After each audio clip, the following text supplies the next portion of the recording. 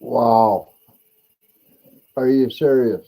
I have been dealing with this thing like for the last, I don't know, 15, 20 minutes. Going, what are you doing? What are you doing? It just blew me away. It was like, oh, what are you doing? This thing just like everything I had set up disappeared. It was like, what the heck is going on?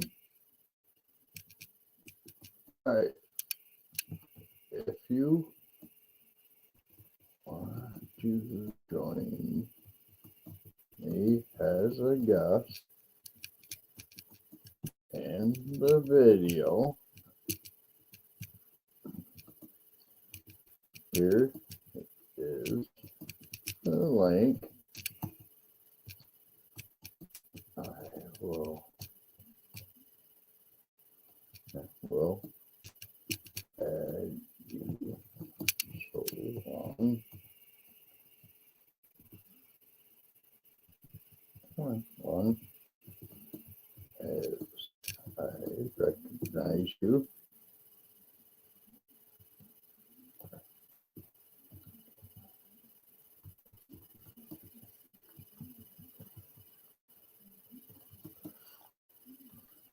Paste. All right, there we go. No, I didn't spell that right. All right. If you want to join me as a guest in the video, here's the link. I'll add you so long as I recognize you. All right, so this is my thing. I'm going to start this one because it's going to be left at the top. The problem I have with playing with any video, StreamYard, any of them, is that I did this with Manicure Family Farms as a moderator. I'm no longer a moderator. They threw me away. But they blew it away. I said, oh, well, you should have been able to stop these guys. I can't stop people. Okay? I can't. As a moderator, nobody can stop nothing. The only thing we can do is just say, hey, you know, we can take somebody that's in the chat and we can say, you're not being nice to us and we can throw you away. But if they're already in the video, we can't do that. We can't put them away. So this is where I've been. Don't allow people in your chat if you don't recognize who they are. You know what I'm saying? All right. So anyway, that's not the point of tonight's chat. Tonight's chat has been about my chicken coop. I'm going to show you a video, and I'm going to hold my hand over part of it. This is a Producer's Pride 8x8 video. Helen, how you doing? This is a Producer's Pride 8x8 chicken coop. Okay. You see how big my chicken cage? You see how big my chicken coop is? I didn't have room for letting my chickens run out of that coop. There was no room to let my chickens go out of that coop. So what we had to do is, and it kind of bothered me a little bit, I guess. We bought the first one on sale, and it was yeah, we bought it, and yeah, we can't really let the chickens run out of the coop because they can't go out down the ramp and come back in again. You know, they're running out of the thing and getting back in. So this is my new chicken coop. This thing is 18 by 16 feet long. It's huge. It's a massive freaking chicken run. They can go under it. They can go around it. They can do whatever they want. And, you know, you see these like, if you look at the top of the chicken coop, well, actually the first picture probably was, let me get the first picture back. The first picture is better probably on this one. Hi, Charlene Grady, how you doing? This one right here. See these egg noodle or the pool noodles running up the chicken coop fence and going back over? We did that because those roofs are sharp. That's an aluminum roof. And we had to make it so we weren't hurting ourselves walking around because the 8x8 was so small compared to the build of my chicken coop. My chicken coop was designed for only 6 birds. And then I found out, yeah, no, it was actually built for a lot bigger flock than that. And I'm like, I don't know. I mean, I'm just going by what I'm being told. So we did the 8x8, and it was too small. So then I went and I bought another one. Leah bought the first one, and she got it on sale. And when they said, okay, well, this is coming from, Central Tractor Supply Store, and in order to keep it on sale, you have to pay all of it except for $1 and put it on layaway in order to get the sale price. I went back, not even a week later, it was the same week, and I bought another one for like $45 cheaper than what she bought the one on sale for. But at any rate, this is hold on. I gotta separate the papers because they're sticking together. This is what we totally ended up with is the whole 16-foot, 8x16-foot run. I didn't put any of the pool noodles down this side of the roof because the base sticks out. Well, okay, the base right here. The base sticks out so far. I don't need to worry about it, and that's where my birds are going to be able to have their laying hatches or whatever. And I was like, all right, that's cool. I'm gonna get them set up. I'm gonna get them out there, and I'm gonna get them doing what they got to do. And they just got the room to run. Hi, Patty Price, how you doing? And then I got caught up in this thing of I'm looking at buying land in Arkansas. Everybody that knows me knows I'm looking at buying land in Arkansas. And the only way that I can make that work is that I have to have a place in Arkansas to, purchase the land and place a trailer or whatever to stay on or whatnot. And it was like, all right, so what do I eat when I'm there? What do I eat when I'm there? And I'm like, I don't want to spend all my money on restaurants. That would be the stupidest idea that I could ever come up with, is to spend all of my money going into Arkansas, buying a piece of land, parking a trailer or camper on it or whatever so that I have a place to stay, and then just spend all my time at restaurants. You know what I'm saying? You got to get in, you got to clear the land, you got to do everything you got to do, you got to make it work. So I went out, and I've been watching these, and I've been watching them really, really hard. I'm looking at a pressure cooker. I bought this one at Walmart for $90. The cheapest one on Amazon for $97. And I'm like, okay, well, I don't need to put it on my Amazon card because I've already got way too much into it. I just need to have the ability to go in and say, I want to be able. I don't want to have raw food. You know what I'm saying? I don't want raw food canned because now I have to cook it. That means I got to bring a camp stove with me, and that means I got to heat up the trailer that I'm staying in, whatever size it turns out to be. It could be my construction trailer. It could be my camper. I don't think it's going to be the camper. But now I have to heat that trailer up in order to do it, and then I got to run a generator or run the cook stove or go out and buy propane to do it. And I'm like, yeah, no, that's not the right idea. We're here. We got propane. We got a propane stove.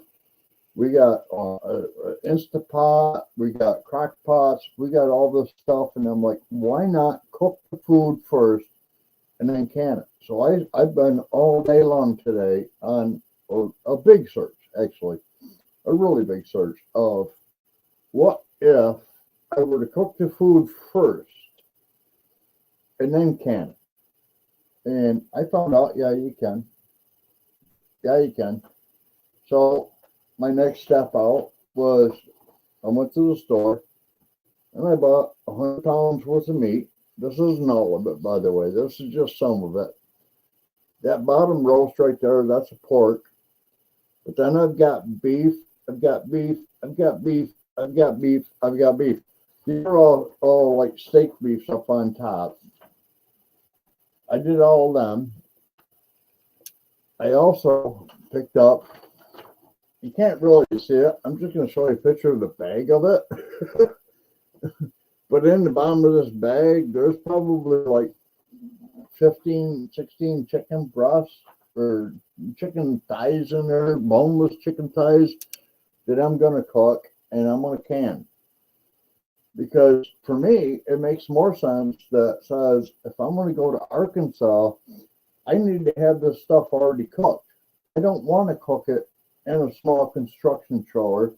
Don't want to cook it in a camping trailer if that becomes the case. I just want to be able to have it ready to eat so that when I'm on there working the land, getting it all cleared out and everything, if I want something to eat, I can just go grab it and life goes on. It makes no sense to me. Hi, Arlene. How you doing? It makes no sense to me to go in and say, okay, well, now that you've canned all this meat and you got it ready to go and it's good for 5 years, that's awesome. But now you got to cook it too. I want it cooked before I can it. That way, when I'm hungry, it's ready to eat. Now, everybody's saying, well, put it in quart jars. I don't want my food in a quart jar. I'm not going to eat a quart jar. You know what I'm saying? I'm going to walk into this thing as being, it may be only on the weekend. I think maybe a pint jar would be plenty of meat for me to eat during the weekend while I'm there. Get my protein in and then be able to go back home. You know what I'm saying? A quart jar? For two people, maybe a quart jar would be the right answer, I guess. I don't know. I think it's still too much. I think a half quart jar would be better. But for me, I'm just going to do pint jars. I got a lot of these. I got some right here beside me. To give you an idea about the size of a pint jar, this glass right here is 8 ounces. That's a pint. You know what I'm saying? I've got pint jars right here beside me. I've got pint jars in my pantry that says, hey, Greg and Gina, how you doing? There's no reason why I can't say, well, that's enough meat for me to eat in a single meal or a single day or whatever. I mean, I don't eat a lot anyway. I don't. If I go to a restaurant and I order anything off the menu at a restaurant, I probably will only eat half of it, regardless of what's going on. So for me, if I filled that jar up with chicken, that's probably more chicken than I would eat within a day. I don't eat that much. And I'm like, I only need enough protein to keep going. I don't need enough protein to make me fat. And a quart jar is just way too much. But everybody says, oh, do it in quart jars. Do it by this, do it by that. And I'm like, yeah, no, it ain't going to happen. It ain't going to happen. But it doesn't make sense to me to do it raw because now I have to take that food and then I have to cook it, Okay, yeah, I've got a camp stove. I can take a camp stove. But if I take a camp stove with me, now I've got to worry about heating up the area that I'm in or cook it on the outside or whatever. And now I'm wasting my time because now I'm spending my time cooking rather than cleaning off the lot that I'm looking to be able to get food down to. So for me, it says, no, if you do it, you can it, you cook it first. Get everything there that you need to be able to sustain yourself and then go from there, And that's one thing about this chicken cage system that we just bought. This is like 8x16 now. The original was 8x8. Every panel is removable. Every panel will be shippable and put back together again. And that's why I did it. I wanted something that could be said, okay, we're getting ready to go to Arkansas. We bought the land. Let's move it. I want stuff I can move. I don't want something that gets brought onto my property that becomes a permanent structure that I can't take, our seed house. That's a 14 by 32 building. Could I take it to Arkansas? Yeah, I could. But for what it would cost to take that building, have it put on a trailer, taken to Arkansas, and taken back off in the condition that it's in right now, would probably cost me far more than what it would if I were to buy another building of the same size, redo everything I did in this building, and then just leave this building behind. If they don't want it, fine, I'll sell it. You know, I got $20,000 invested in it. It's got full electric, it's got lights, it's got a floor, it's got insulation, it's got all that stuff. I can sell that building where I'm at right now for an easy 20 grand. But what I can't do, oh, my keyboard just changed to English. I don't know why that did.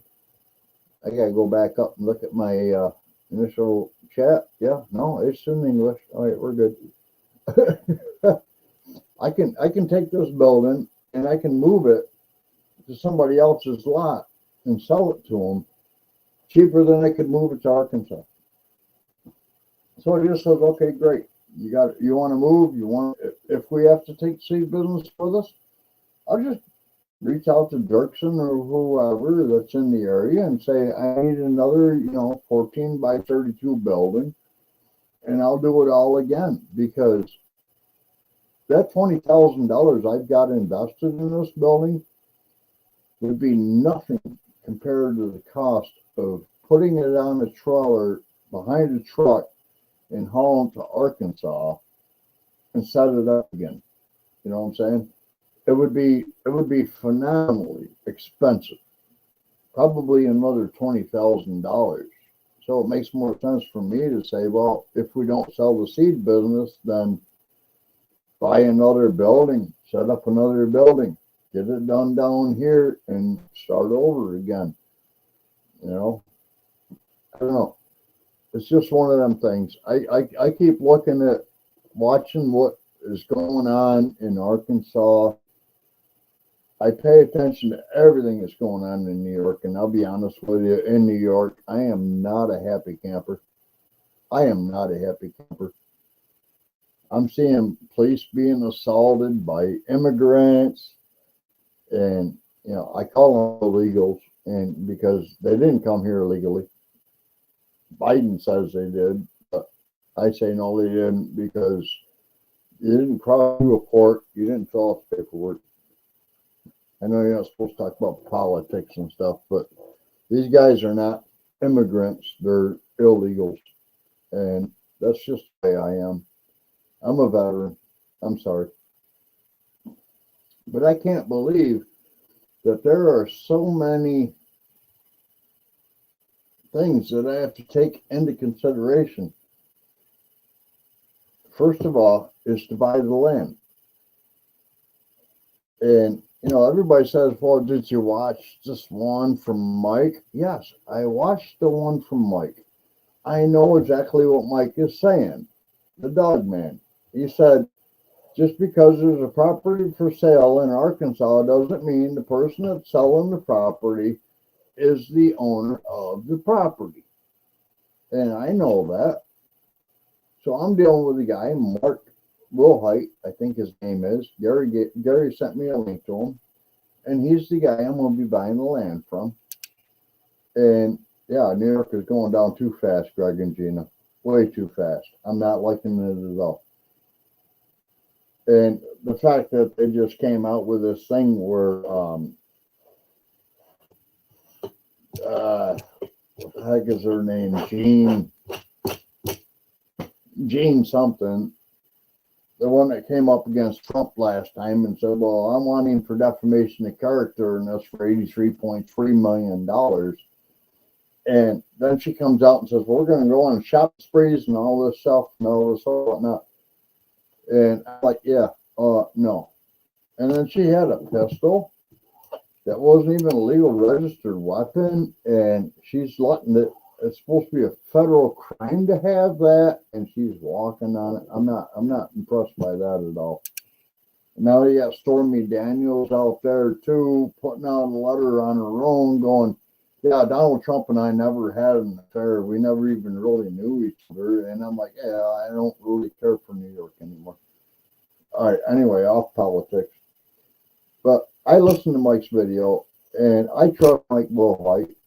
Gary and Mary bought their property off him. He has more property coming up available soon, and a little bit northern of where they're at in Arkansas. And I told him, I says, "Look, that 10-acre lot you offered me for $45,000. For me, I live in New York. I can buy land for $35,000. My property taxes are higher, my state taxes are higher, and all that stuff. But I live in New York, and I can buy for $35,000 an acre.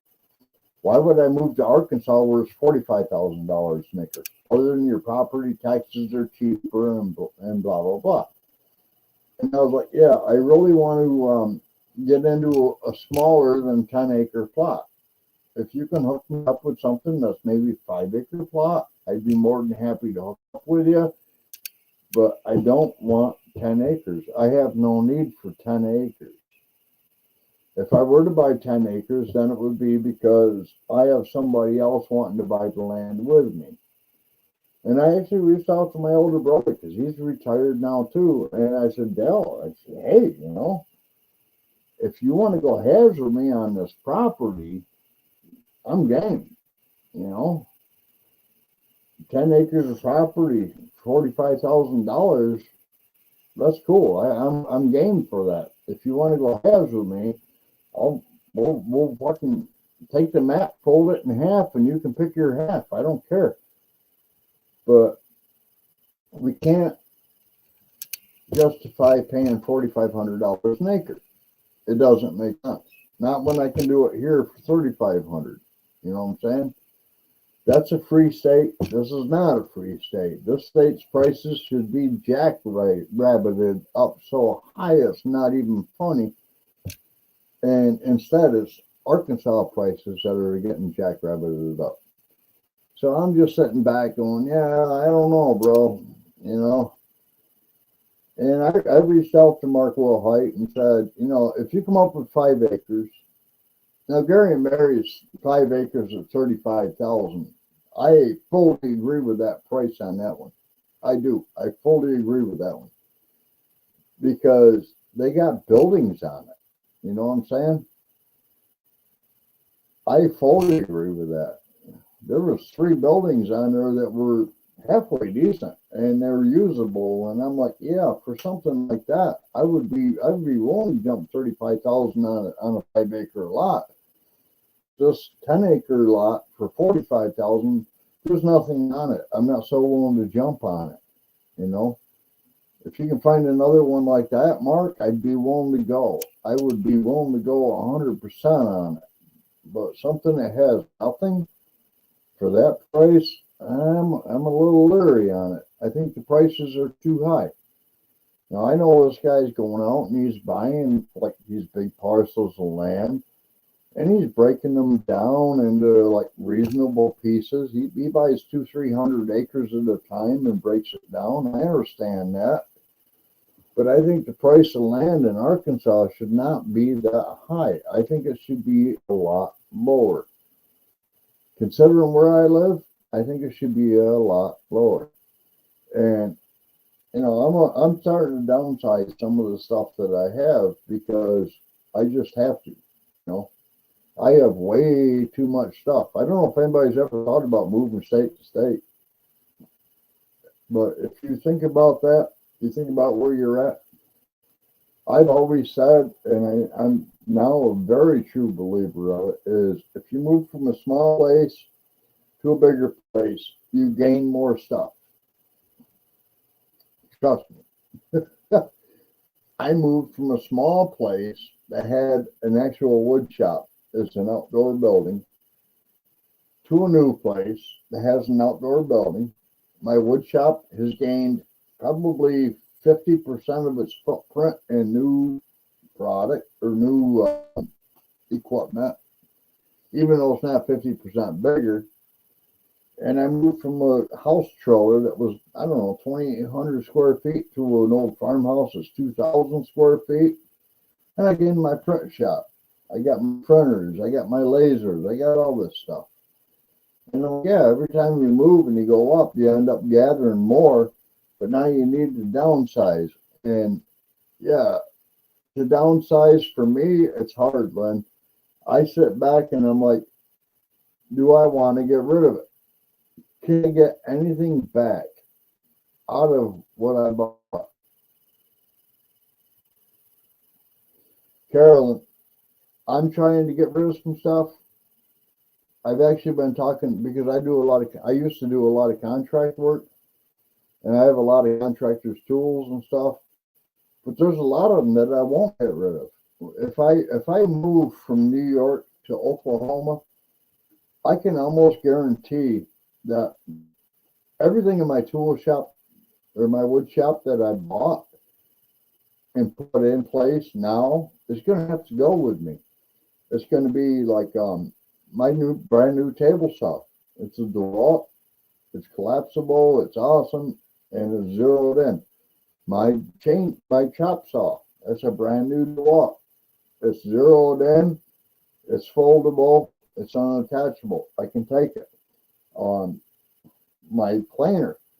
It's a DeWalt. It's brand new. It's movable. Granted, I can't pick it up, but it could be put on the trailer and taken with me. And would it be used? Yes. Everything that I'll take with me will be used. My sanders. I've got a wide belt sander. The thing is like 20 inches wide. Would it be used? Yeah, absolutely. Is it going with me? Yeah, absolutely. I'm not leaving it behind. I've got another one. It's an edge sander. This thing is, I don't know, 58 inches long or better. I'm going to say, yeah, probably 58 inches long. Do I need it? Well, it depends on what I'm doing. If I'm going to be building cabinets for people, then yes, I'm going to need it. You know what I'm saying?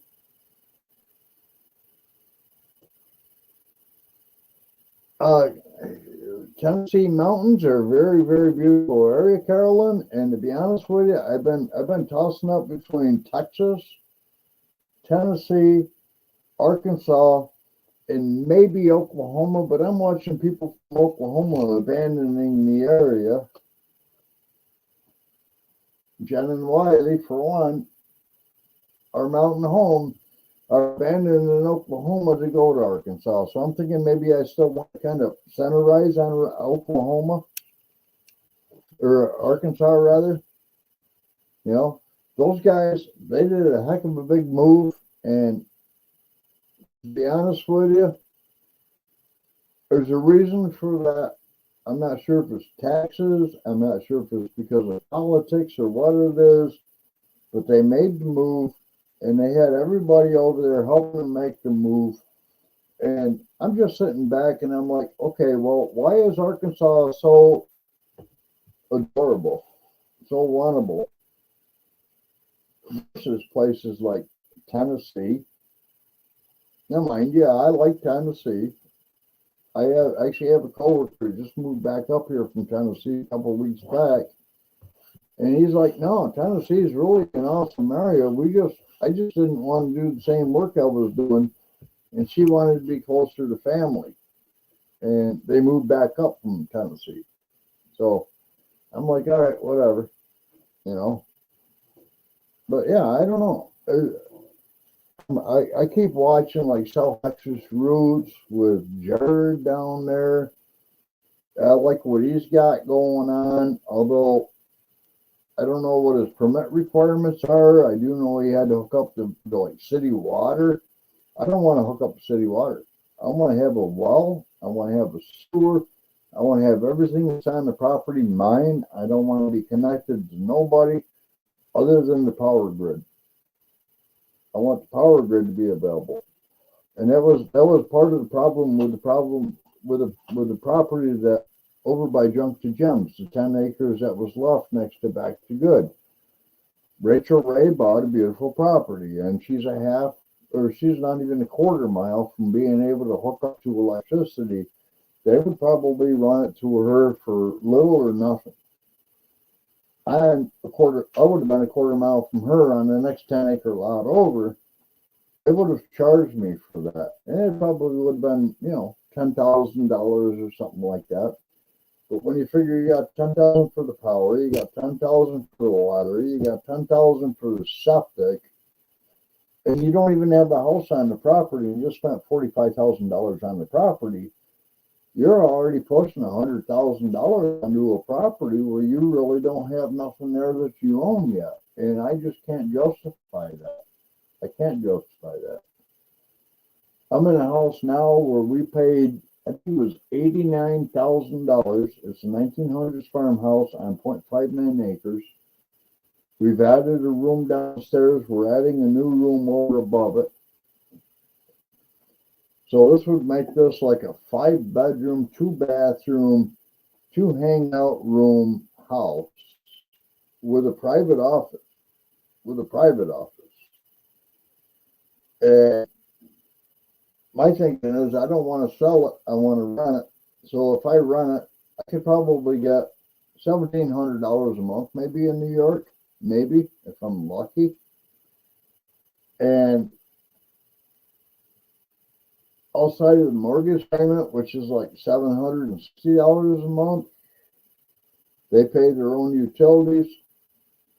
That would give me enough money to be able to play around and do some other stuff, But I can't picture selling it in today's society right now, especially here where I'm at. If I were to put this house up for sale, I would be lucky to get half of what I paid for it, even though I've added onto it and I've made it a lot better. Hey, Jailbait and Tackle Outdoors, how you doing? I haven't seen you around in a brother. Ryan Experience, how brother? How you doing? Yeah, so I can't justify trying to put this house up for sale because I don't see how that would be justifiable. I'd be lucky to probably get half of what I have invested into it. So I don't know. I mean, some places have better luck, In New York right now, there's more exodus than there is intro. People are going to Florida. They're going even California. I mean, God, I can't believe the number of people that said they're going to go to California. Why? So you got it worse? I can't justify that. I can't say, yeah, I'm gonna go to California and I'm gonna live a better life. Well, maybe if you're a homeless person you could. I don't know.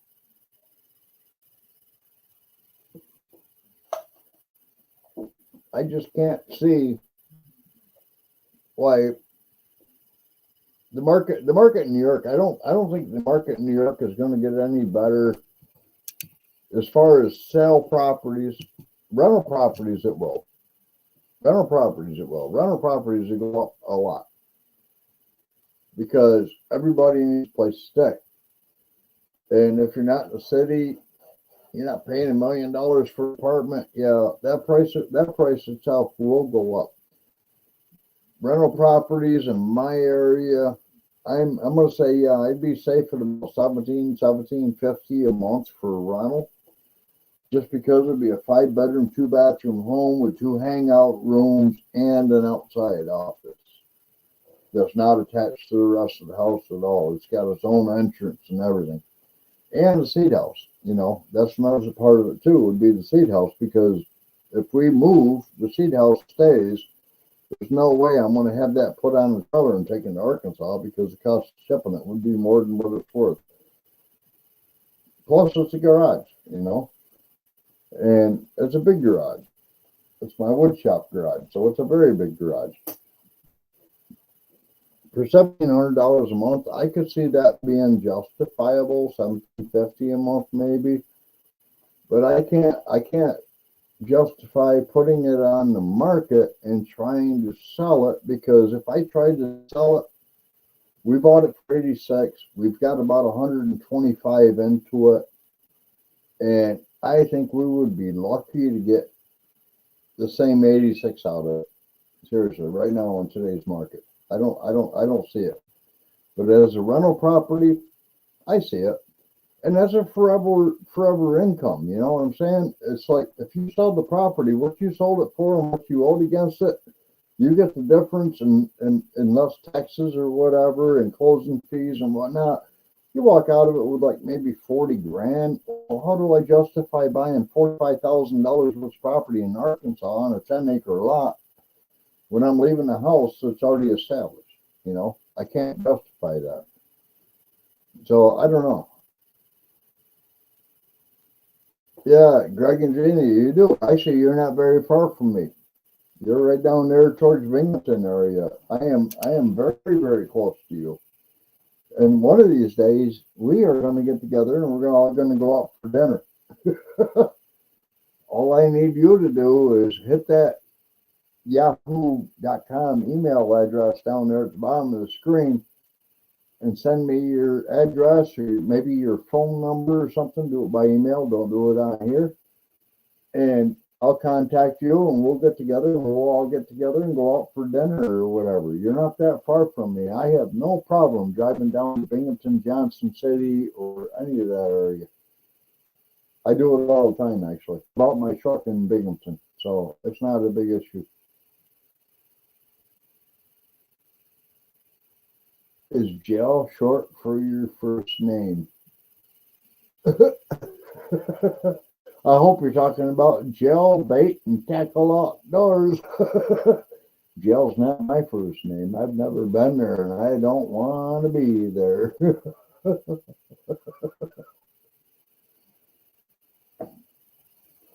Yeah, I mean, I don't know. I can't justify selling this property right now in today's market. It makes more sense to me to just say, find somebody to manage the property. And I do have friends in the area that could come and keep an eye on it, you know, and stuff like that and collect the rent and say, why don't you just do this for me? Actually, two of them are my employees right now. Why don't you do this for me? You come in, you collect your rent. I'll pay you X number of dollars a month. You come in, you collect your rent, and just check on the property every now and then, you know, make sure everything's all right. And if everything's good, then we'll just work it for that and go from there because it just makes so much more sense, you know. Granted, if they bought it, yeah, they'd be making a mortgage payment. It'd probably be a little higher than ours is because of the interest rates right now or whatnot. But in the same respect, I wouldn't be walking out of it with crap. You know, like I said, we bought it for 86. We got 125 invested right now. We aren't finished upstairs on the remodel. We aren't finished upstairs on building my office area, and that would be an office area that's not attached to the house. It's got its own separate entrance, the whole 9 yards. And I'm like, yeah, I can't justify selling the house. There's just no way. Not with today's interest rate.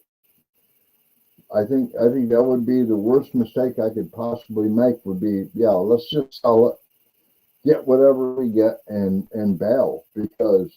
Like I say, we still owe probably 40,000 on it. Hey, Annabore, how you doing? We still probably owe $40,000 on this place. I think it was that I looked at today, and it's like, yeah, okay, well, we paid that 40 off out of our 86, so we paid down 46, and then we put it up for sale. We may be lucky to get at today's rate our 86 back.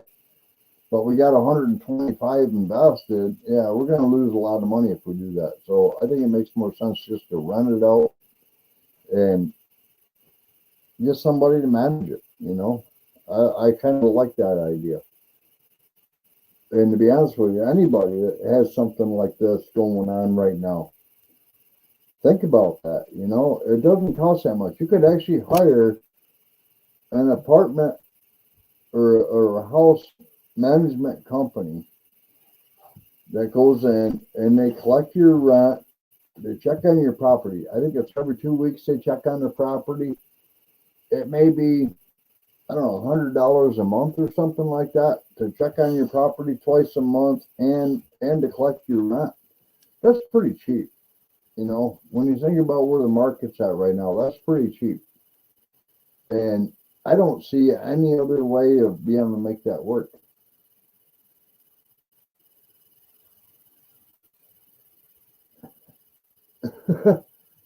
Gel bait and tackle outdoors. I've been wanting to make goulash for the last 4 days, including today. And it ain't happened yet. So when I get done with this one, I'm gonna go into the kitchen and I'm gonna start cooking. But I also got to get ready tomorrow. I'm gonna be canning up a lot of meat and stuff. So I understand what you're saying. Tonight probably might be like a, I don't know, cube steak sandwich or something like that, or maybe a hot dog.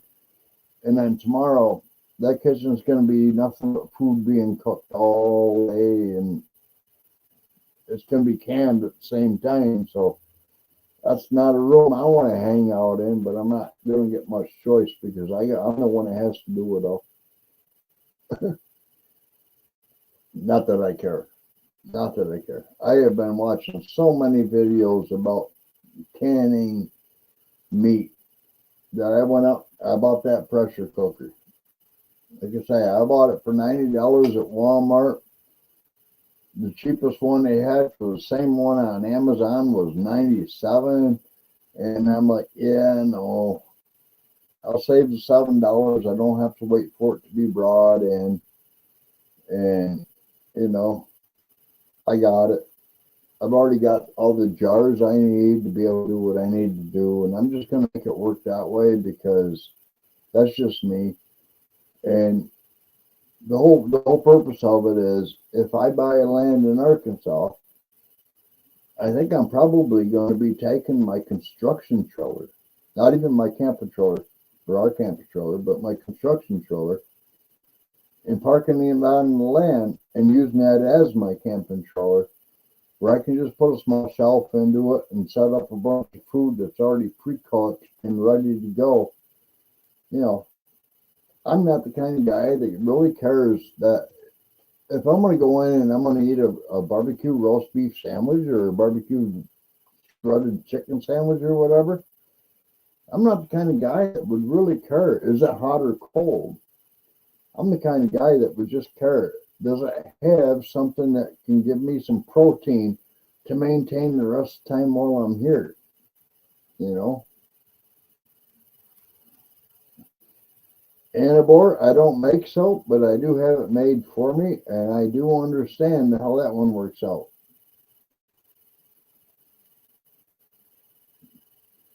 I do understand how that works. I don't make our own soaps. We have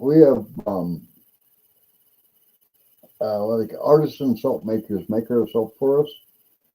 All I have to do is package it.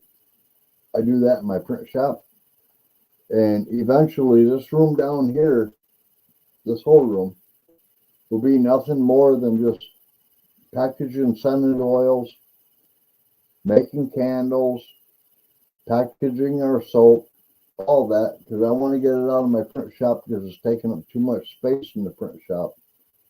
And I showed it in the last video. This couch over here, that TV right there, and the stand underneath it, that'll all end up going into my future office upstairs.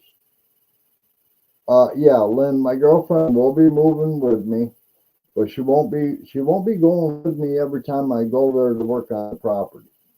More than likely, she'll be staying behind because she runs the seed business. She runs the seed business, so she'll be staying behind. I'll be going over there, clearing the land, getting things set up so that we can do what we got to do, get ready to move over there. Because, you know, if we don't sell the seed business, that's $1 million business. But if we don't sell that business and we have to take it with us, then I have to get another building and I have to get that all ready and get it leveled out and all that stuff and get it insulated and get electric to it and all that stuff. And that takes time. I mean, the building I got out here right now that she uses, that building was $12,000 delivered, $20,000 to be able to set it up as a seed shop, now being used. So it wasn't cheap, you know what I'm saying? And if I have to duplicate that, can I do it in Arkansas? Arkansas for about the same price. I don't know. I don't know. I don't know what Dirkson's getting for their buildings or anybody else in the area that's got the same buildings. I'll be honest with you, my seed house is the same. If you look at Mike and Lys's little house that they're doing, the house for the kids, it looks just like that one with a green roof, but ours is 14 by 34. So it's a pretty good sized building. And Abora, I will.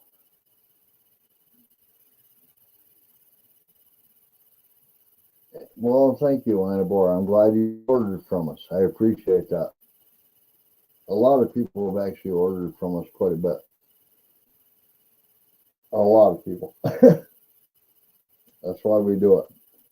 But yeah, it would be a lot. I have to know how much is it going to cost me for the building, what's it take to get it to the land, put it on the level spot, bring electric to it, put back in the electric, the insulation, the sheetrock, and the floor, and the lights, and all that stuff. And, you know, this one was $20,000. I can't guarantee that that same price is going to happen in Arkansas. I don't know what Arkansas prices are doing right now. I don't know what lumber prices are doing right now. There was a lot of lumber put into that building, believe it or not. And I told Mike and Lissa that too. You can't just buy the building and expect to have all the lumber inside that building you need. And they don't. I actually am impressed. When they were doing their last live video, behind them in the corner, there were 3 stacked 2x4s to hold up that corner. That's freaking awesome. But the problem is that those 3 stacked 2x4s doesn't have another one going in the opposite direction to create what they call a California corner. So if you're going to sheetrock it, you've got points of that wall where the sheetrock can be attached to. You know what I'm saying? And they didn't have that. And I was like, oh.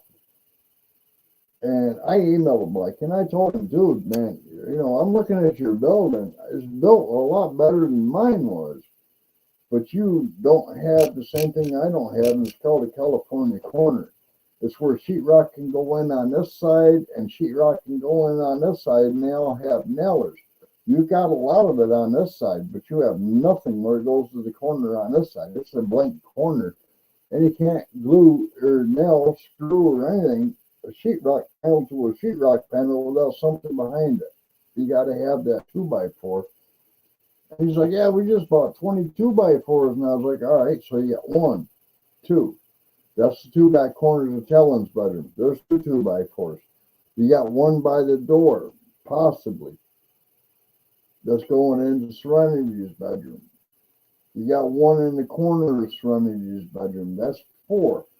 You got another one in the other corner of Serenity's bedroom. That's 5. You got 1 on this bathroom wall. That's 6. You got 1 at the front bathroom wall. That's 7. Another one on the front bathroom wall. That's 8. Another one on the back bathroom wall. That's 9. You know, that's 9 2x4s. Out of the 20 you just purchased that you need to have in place before you are even going in and drywall and sheetrocking or doing anything else. You have to have those in place. Before you even go in and insulate, you have to have them in place. Granted, it makes hell doing your electrical.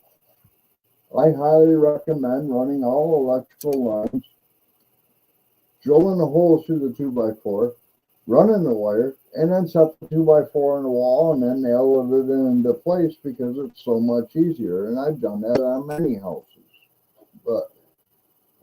And I did ask him, like, in an email and said, dude, man, you really need to pay attention to this because you will be really, really, really upset if you don't. If you don't. You can't run a wire into a corner going this way with a hole through 3 2x4s and stopping halfway through or whatever, and another hole going this way where you got 90-degree corner. You are not going to get that wire to go around through that corner. It's just not going to happen. So I learned it. I'm hoping Mike learns it. I did email him and tell him that because it didn't make sense to do it on video because I do look at my video comments as much as I can, and it always tells me, well, there's a new comment. Okay, great. I'll go look at it and see what it says or whatever. But when you're talking a channel that has as many viewers as they have, their comment section is so huge. So I email them direct. They email me direct when they want T-shirts. I email them direct when I have something to say to them, because it makes sense. Gumby and Mary, on the other hand, Jump to Gems, oh no, that goes right here. Mary was nice enough to share me with his phone number before they even left Florida to say, here we go. And I was like, yeah, get a hold of Mike and give him my number, because I want Mike to be able to contact me the same way that I contact you. Lynn, thank you. I appreciate it. I am watching what's going on, but believe it or not, and I don't know why, the bottom of my computer screen just disappeared and tells me how much time is left. And I don't know if I could actually bring that back. So I guess I'm just going to have to watch the clock on this one. I'm going to have to watch the clock, because the whole bottom of my screen just turned black. And it doesn't show the time of the day or anything else. And I'm like, whatever we got. I don't know. So this new chicken coop thing, the first coop Leah bought, because she got it on sale. The second one I bought, catch out, I bought mine cheaper than hers, which is weird because she got hers on sale and I didn't, I don't think, but I got mine cheaper than hers. But because I had everybody here putting them together, we did one day and we did the second one the second day. And the second one was really super easy. If anybody wants to put a Producer's Pride chicken cage together, I'm going to be real honest with you. The easiest, most simplest way to do it would be take one whole side, which is 2 panels, lay them on a flat piece of ground, and bolt them together tight, or as tight as you can get them. And then stand them up and bolt them into the rest. Having people holding those panels up and bolting them in and trying to keep them straight, flat, and level is not the way to do it. It's not the way. We learned that on the second one. My employee Jimmy and I were able to put most of the second one together really, really super quick, compared to how long it took 4 of us to put the first one together the first day. And by the time the other 2 people showed up, we already had all of the panels bolted together, and all they had to do was just help hold them up and lock them into place. You know, it went so much smoother, so much easier, and so much faster. We're talking the difference of 3 hours versus maybe not even 45 minutes. Not even 45 minutes. We were able to put that whole second coop together in 45 minutes. I had to do it because my ramp coming out of my coop was so long, and it's not steep or anything like that. It's just I built my coop really, really big, and it took up all of that 8 foot by 8 foot square pretty much to give me room to walk around my coop, to do what I need to do, to chuck eggs and go in and clean it out and whatnot. To put that together was like probably a 3-hour deal. And again, we added, the pool noodles on there, because those sharp edges, boy, they're right here. You don't want to be walking into them. And that's why we did it. I did walk into them a couple times, and Jimmy did too. And he's like, yeah, I don't like that. And I'm like, yeah, me neither. The pool noodles were actually left over from when we had been at our last campground. And boy, I can't help my internet. I'm sorry. Our last campground, everybody had these canopy tents set up in their yard, and they all had pool noodles. And I was like talking to them, going, I like the concept. If you ever set up like a screen house, that's got ropes going down, go buy pool noodles. Buy the brightest ones you can get. Taking the sharpest knife you can get, run it down the side of it, and put it over those lines. People don't trip over your ropes because as the sun goes down, those ropes disappear. That's how I learned that. Yeah, Gillum Farms is coming up. Actually, Gillum Farms is probably about ready to go live. Actually, they are live. So, all right, guys, everybody have a good night, and we'll see you all next week. Please come back.